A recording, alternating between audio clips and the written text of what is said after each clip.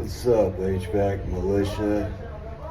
Here's an important knowledge for you guys that are in the trade, just starting. Um, your significant other or who you're with. HVAC can be very hard on a relationship. There's a lot of hours involved, especially during summertime or depending on whatever part of the area you're in, whether it be cold and you're working more so on heaters, when you're doing in the heat, when you're working on air conditioning predominantly, or you're doing commercial mechanical. That stuff can be year round, but there's a lot of hours overtime involved in this.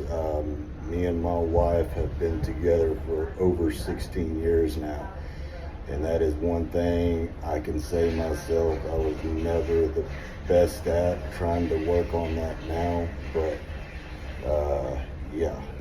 that's one thing you don't want to forget about the family. You want to keep your head right, going to, concentrating on your job, getting better, doing the best, being the best technician you can be. But just don't forget about that. Take the time, even if it's one day a week, and do something. Take the work out of it and just make sure that you are present. Like I said, y'all will meet my wife soon enough here, and we're actually coming back from a vacation on spring break here. So yeah, I usually try to take one vacation with the family before I start diving into summertime, to make sure that I am spending that time with them, because I'm what they call a workaholic. When I was growing up, we grew up on I was raised on a farm, a small farm, but still it was sun up to sundown, 7 days a week.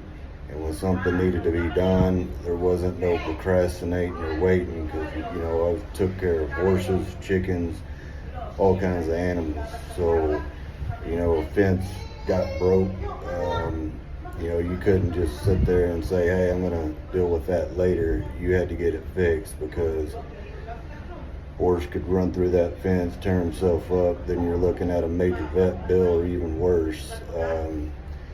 Or they get out and they get lost, they get ran over, all kinds of stuff. So I think that is one reason why I am the way I am when it comes to work, is when I have something on my plate, I get anxiety if it's not until it's done, and I will stay with it until it gets done.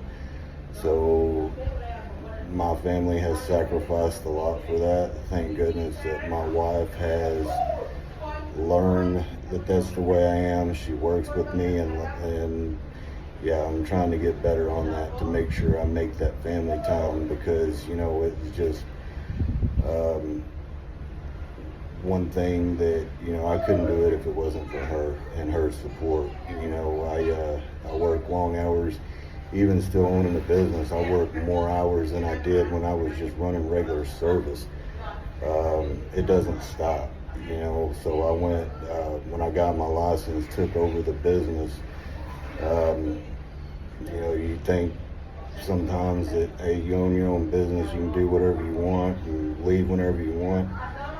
I haven't seen that. That hasn't been the case with me. I put in more hours, more stress. I mean, before I took over the company 5 years ago, all this was black. And it's slowly getting everywhere. It's starting to go up to the top of my head now. So yeah, a lot of different stresses, man. I went from being service manager and top technician to now having different stresses. Still have those stresses, because the guys still call me when there's a problem, and I'm still in and out of the field sometimes.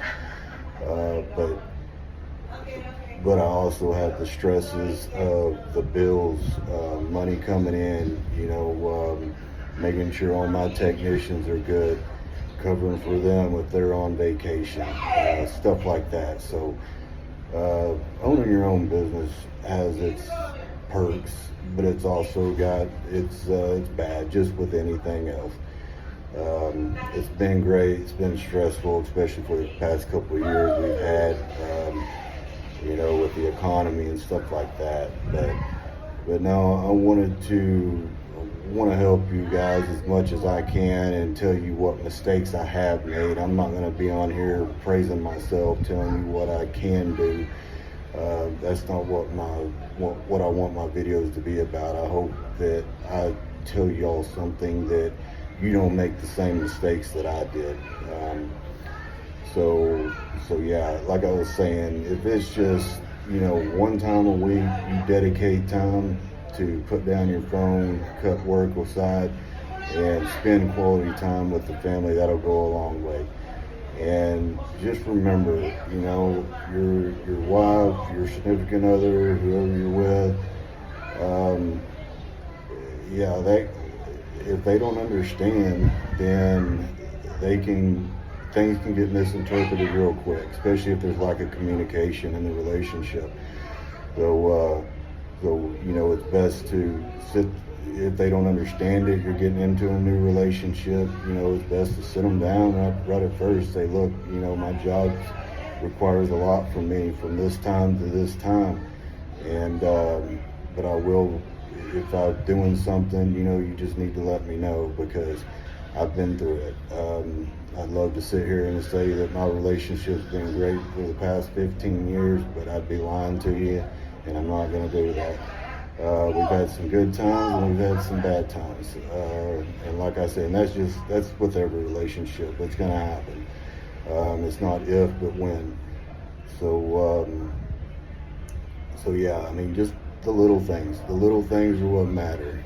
Writing them notes before you leave to go to work.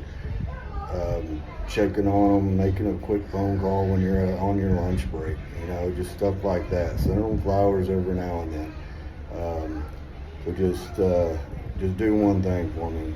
Just make sure that you're spending that time with your significant other and your kids and your family. They will appreciate it. They understand. If they know up front, they will understand how busy of a job you got and how hard it can be. There's been plenty of times where I've worked, 12 hours, 15 hours a day, and I come home and there's something going on, and I'm just dead wore out, So I've been there, and I'll do some other posts here and there to maybe help out with that scenario. So yeah, just keep that in mind and keep going, never quit, and I'll see y'all guys on the next one.